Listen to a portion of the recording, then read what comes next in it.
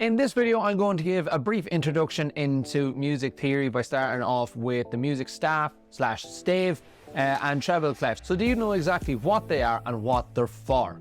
In case you're new here, my name is Barry, and I make videos for people that want to learn how to play music themselves at home, to want to play a guitar, maybe some ukulele, and a little bit of music theory. Maybe even some drums thrown in there as well. So if you enjoy that kind of content, make sure you like the video, subscribe to the channel and ring the bell to get notified every time I upload a video just like this. And by doing that, you're also telling YouTube that you enjoy this type of content, so it will show you even more of it. Imagine. Let's get into it. So everyone will have seen this at some point in their lives, but they might not know what it actually is.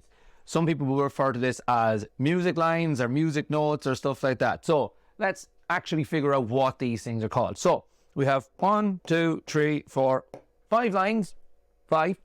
And in between those lines, we have spaces. So 1, 2, 3, 4 spaces.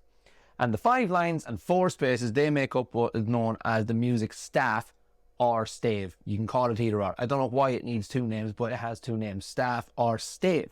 And this is basically our blank page for writing music notes on. You write music notes in the spaces or on the lines. And each one of these spaces and lines will be assigned a letter name for each note. Each one of these lines and spaces is a note, and it will be assigned a letter name.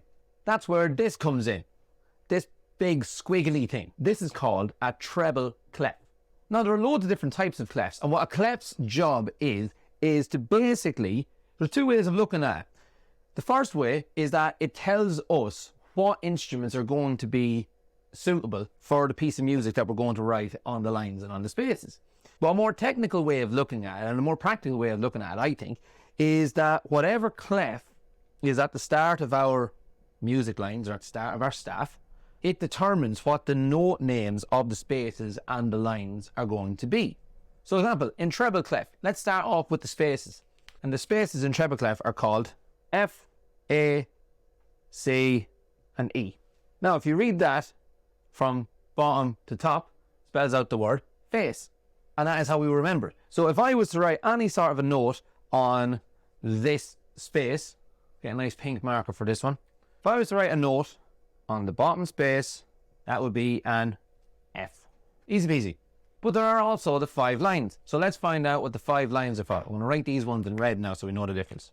So the lines are E, G, B, D, and another F up there.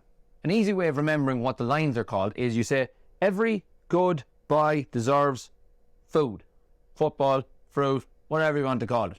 So again, let's take an example of that. And if I was to write a note on, we'll say this space here, we'll do it in blue this time.